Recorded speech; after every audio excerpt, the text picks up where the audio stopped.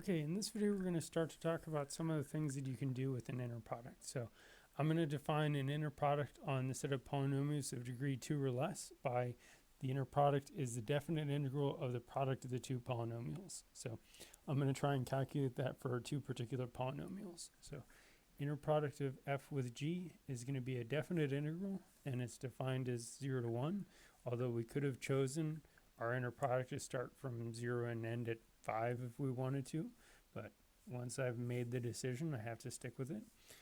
Definite integral of x squared minus 2, that's my f, times x squared plus x, which is my g. Okay, and then we just integrate. So I'll probably FOIL first, and then integrate individual polynomials or individual monomials. X to the fourth minus 2x squared. Nope. Well, sure, whatever.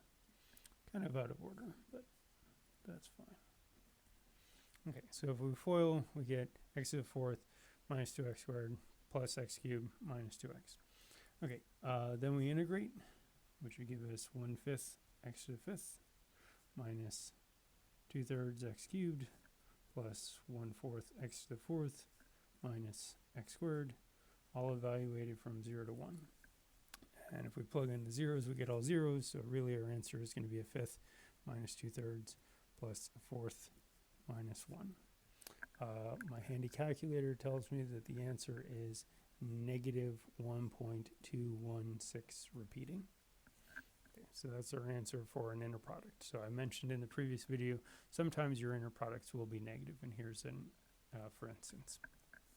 Okay, next thing we want to do is calculate the length of the vector, which is also sometimes called the norm. And this is actually defined the same way we can define length in Rn. The length in Rn, our normal distance formula, is actually the square root of vector dot product itself. And again, the inner product is playing the same role as the dot product. So instead of dot product with itself and then take a square root, we'll take an inner product with itself and then take a square root. And it's up to you if we want to just write it like this all the way through, or if we want to first calculate the inner product of a vector with itself, then take a square root. I'll try writing it all the way out just to show you what I mean.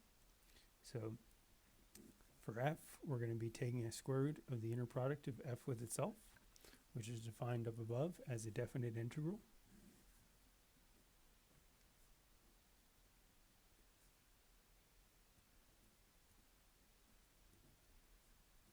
We take the square root of the definite integral. Okay. F of x was originally x squared minus 2. It's multiplied by itself.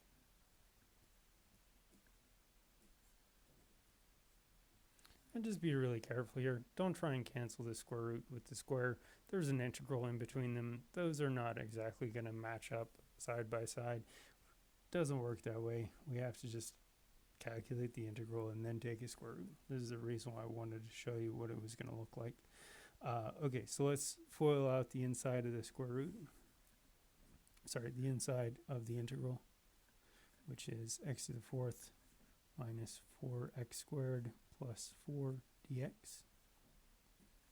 And then we integrate and we get 1/5 x to the fifth minus 4/3 x cubed plus 4x. That should be a definite integral, so we're going to plug in 0 to 1, and all of that is inside the square root.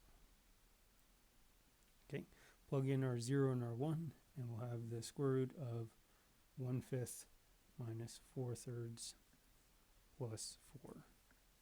And again, if you type this in a calculator, you should get some kind of answer. When I typed it in myself, I got 1.6931, more or less. Okay, so that's how we would calculate the norm of a vector. And keep in mind that the inner product is defined differently for different vector spaces, so it's not always going to be a definite integral on the inside. If you look at, say, the norm of one of the vectors in the previous video, it would be calculated by whatever the formula is on the inside.